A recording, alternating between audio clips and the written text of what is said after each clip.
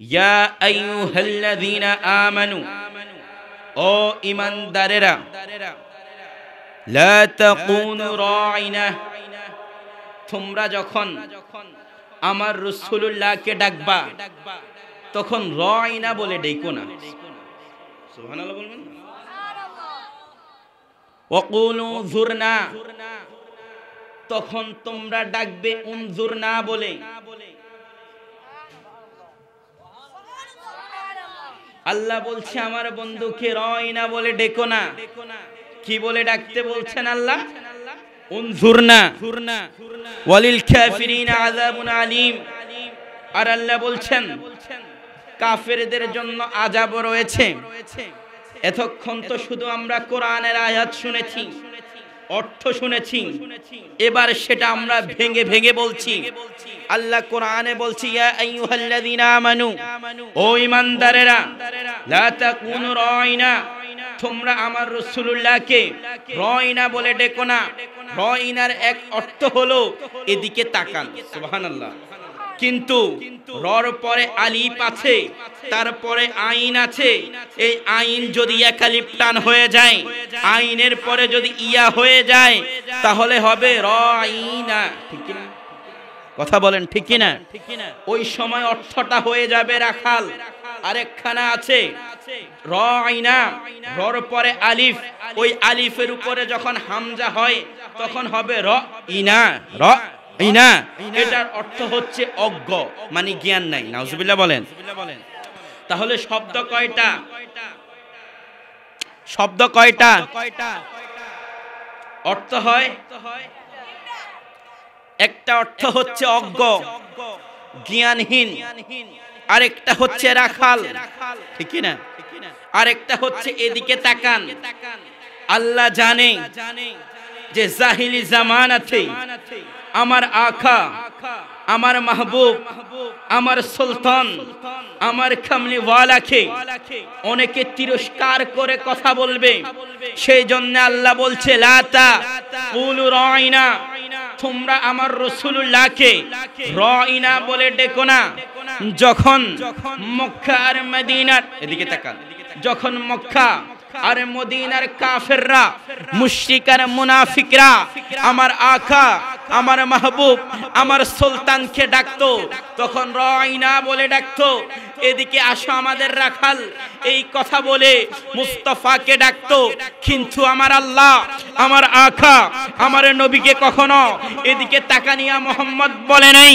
আল্লাহ যখন আদম নবীকে ডাকেন ইয়া আদম বলে, আল্লাহ যখন নূহ নবীকে ডাকে ইয়া নূহ বলে, আল্লাহ যখন লূত নবীকে ডাকে ইয়া লূত বলে, আল্লাহ যখন সুলাইমান নবীকে ডাকে ইয়া সুলাইমান বলে, আল্লাহ যখন দাউদ নবীকে ডাকে ইয়া দাউদ বলে, আল্লাহ যখন ইব্রাহিম নবীকে ডাকে ইয়া ইব্রাহিম বলে, আল্লাহ যখন ইসমাইল নবীকে ডাকে ইয়া ইসমাইল বলে, আল্লাহ যখন আইয়ুব নবীকে ডাকে ইয়া আইয়ুব বলে, আল্লাহ যখন ইসহাক নবীকে ডাকে ইয়া ইসহাক বলে, আল্লাহ যখন ইউসুফ নবীকে ডাকে ইয়া ইউসুফ বলে। কিন্তু আল্লাহ যখন আমার কামলিওয়ালা, আমার সরকারে মদিনা, আমার আকা, আমার মুস্তাফাকে ডাকে ইয়া মোহাম্মদ বলে, কোরআনে 30 পারা কোথাও আমার আল্লাহ ইয়া মোহাম্মদ বলে আমার মাহবুবকে ডাকে না। আমার আল্লাহ আমার মুস্তাফাকে যখন ডাকে তখন ইয়াসিন বলে ডাকে। আমার আল্লাহ আমার মুস্তাফাকে যখন ডাকে ইয়া আইয়ুহাল মুজাম্মিল বলে, ইয়া আইয়ুহাল মুদাসসির বলে।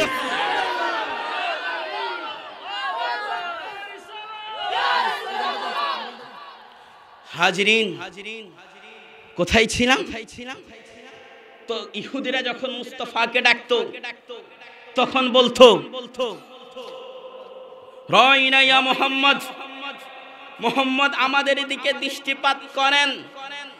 আল্লাহর সেই শব্দ সহ্য হয় নাই। আল্লাহ বলছে মুস্তাফার সম্মান খাটো করবা, আমি আল্লাহ তা হতে দিব না। তোমরা আজকে থেকে রাঈনা বলে ডাকবা না। যখনই আমার রাসূল আকাকে ডাকবা তখনই উনজুরনা বলে ডাকবা। এই কথা আল্লাহ বললেন ঈমানদারদেরকে। এবার আসেন, আল্লাহ বলছে ওয়ালিল কাফিরিনা আযাবুন আলীম। কাফেরদের জন্য ভয়ঙ্কর আযাব হবে। আশ্চর্য হয়ে গেলাম, রসুলকে রয়না বলতে আল্লাহ নিষেধ করেছে, উনজুরনা বলে ডাকতে বলেছে, আবার আল্লাহ বলছে কাফেরদের জন্য বিশাল আযাব। তার মানে আল্লাহ বুঝাচ্ছে যারা রয়না না বলে উনজুরনা বলবে তারা মুসলমান, আর যারা উনজুরনা না বলে রয়না বলবে তারা কাফের। ঠিক কিনা বলেন না? কথা কি বুঝতেছেন? কথা বুঝতে সমস্যা হচ্ছে না? সালাতুনিয়া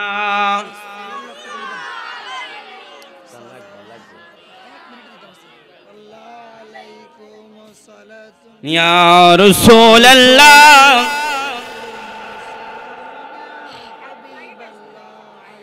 তাহলে এবার আসেন, আল্লাহ রসুলকে শান এত মান ইজ্জত হুরমত এত বুলন্দ করেছে।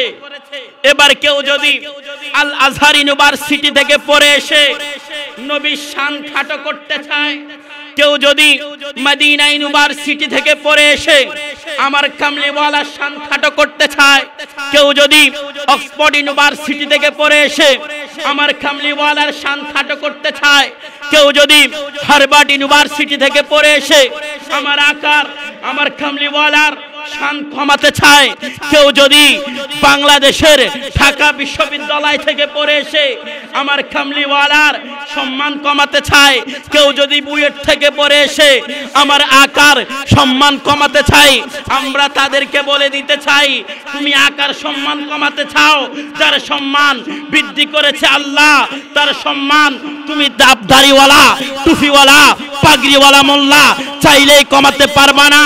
তুমি যেই মাত্র কামলিওয়ালার ইজ্জতে কামলিওয়ালার আজমতে হাত বাড়িয়েছ, তোমাকে দেখা মাত্র পায়ের জুতা বানিয়ে ছেড়ে দিবে। কথা বলেন ঠিক কিনা?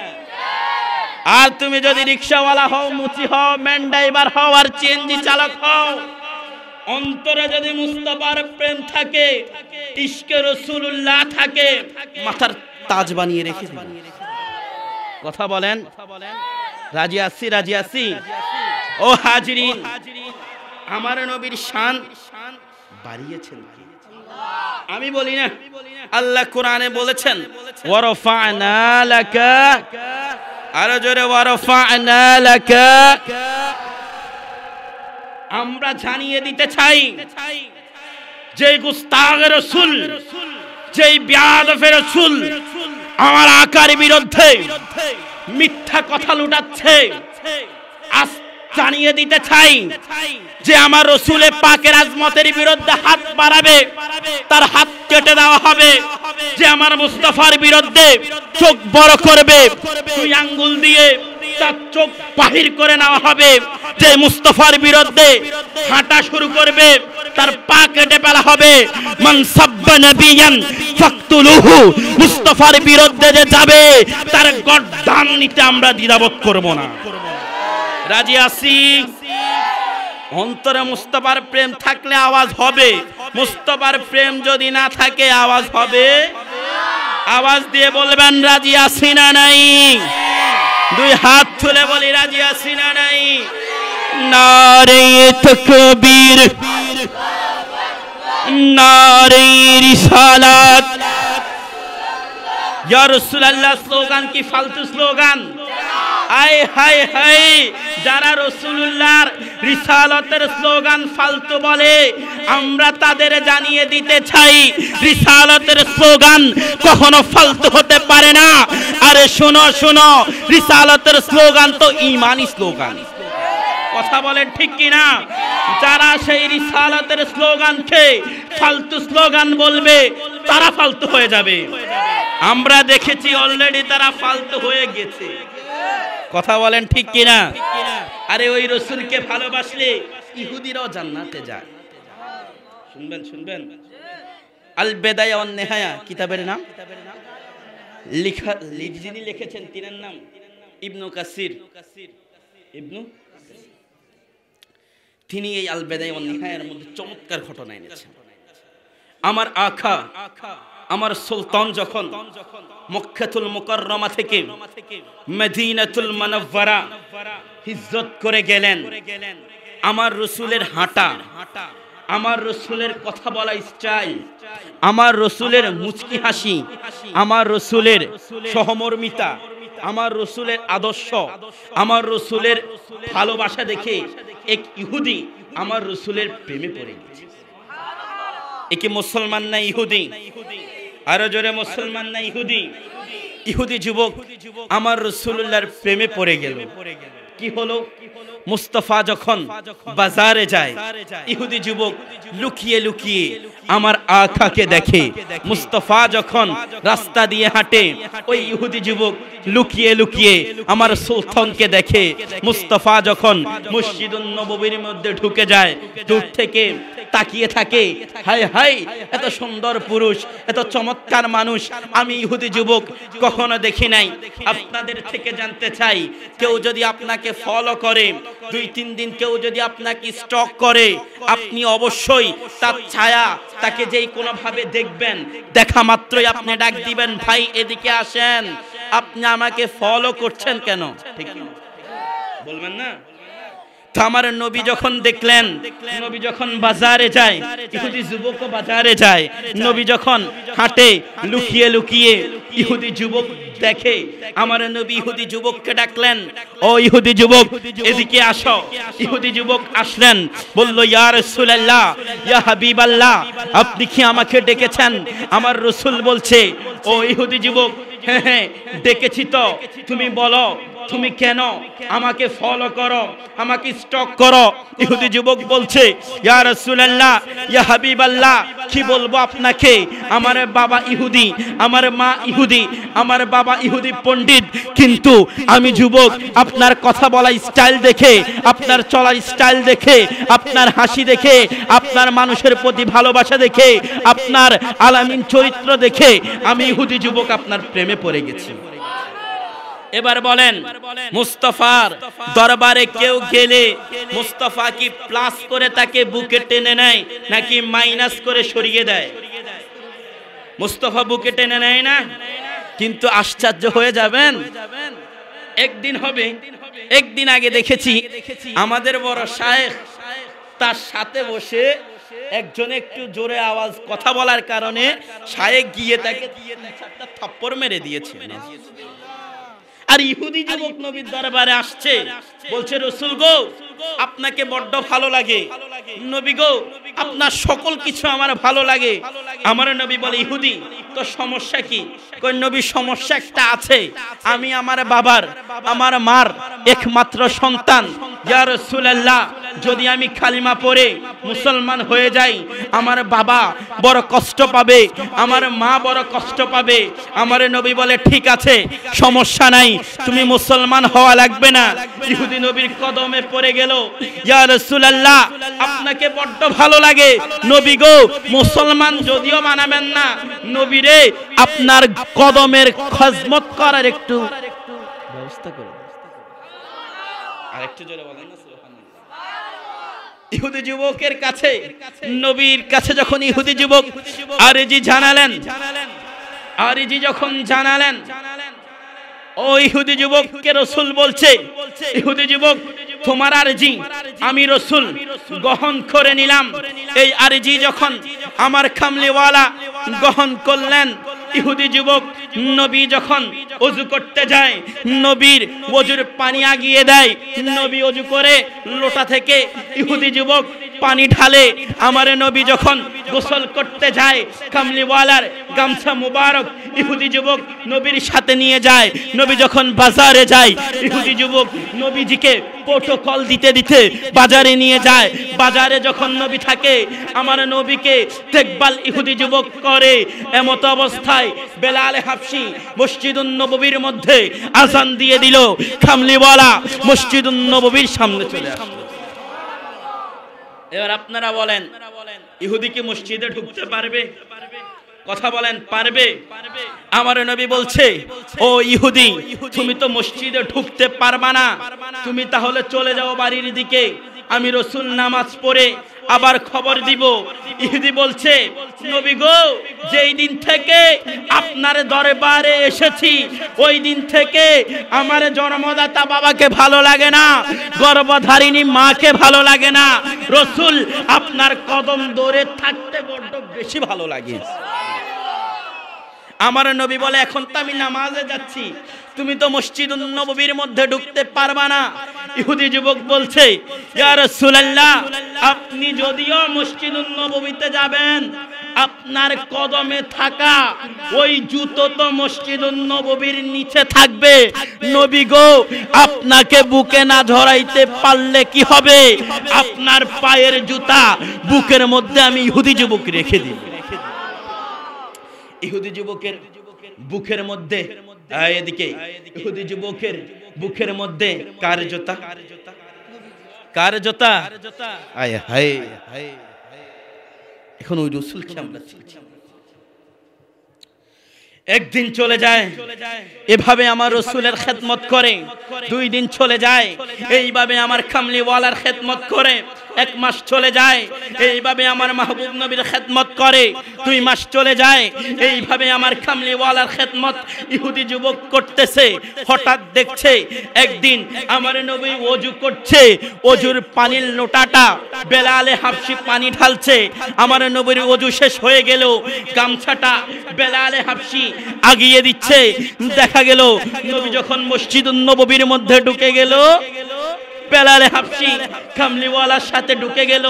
ইহুদি যুবক নাই। নবী নামাজ শেষ করলেন, জিজ্ঞাসা করলেন সাহাবীরা, আমার ইহুদি যুবক কোথায়? এই সাহাবীরা বলছে, ইয়া রাসূলুল্লাহ, আপনার ইহুদি যুবক আপনাকে এত ভালোবাসে, এত মহব্বত করে। নবী গো, যদি বিছানা থেকে উঠতে পারত, তাকে তার মা, তাকে তার বাবা বিছানার মধ্যে রাখতে পারত না। নবী গো, আপনার ইহুদি যুবক এত অসুস্থ, এত অসুস্থ, সেজন্য সে বেড থেকে উঠতে পারতেছে না, বিছানা থেকে উঠতে পারতেছে না। আমার আকা বলে, বেলাল এতদিন খেদমত করেছে ইহুদি যুবক আমির নবীর, আজকে স্বয়ং আমি কামলিওয়ালা যাব ইহুদির বাড়িতে। নবী ইহুদি যুবকের বাড়িতে গেলেন, মাথায় হাত দিলেন, সাথে সাথে হাত সরিয়ে নিলেন। নবী বলছি, ইহুদি যুবক, কিচ্ছু চাই না তোমার কাছ থেকে, এতদিন আমার খেদমত করেছ, আজকে আমি নবী তোমার কাছে একটা জিনিস চাইবো, তুমি কি দিবা? ইহুদি যুবক বলছি, ইয়া রাসূলুল্লাহ, চান না, কি নিতে চান? আমার নবী বলে, ইহুদি যুবক, তুমি যদি আমার হাত ধরে কালিমাটা পড়ে মুসলমান হও, আমি নবী বড্ড খুশি হব। এতদিন আমার মুস্তাফা কিন্তু বলে নাই। ইহুদি যুবক তার বাবার দিকে তাকাচ্ছে। বাবা বলছে, বেটা এদিকে তাকাচ্ছিস কেন?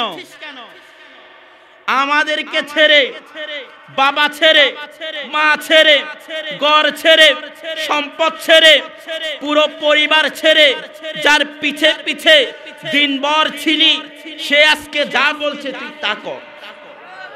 আল্লাহু আকবার। ইহুদি যুবক কামলিওয়ালার নূরানি হাত মুবারকের উপর হাত রাখলেন। আমার নবী কালিমা পড়ালেন, সাথে সাথে ইহুদি যুবক ইন্তেকাল করলেন। আমরা মরবো না? কথা বলেন, মরবো কি মরবো না?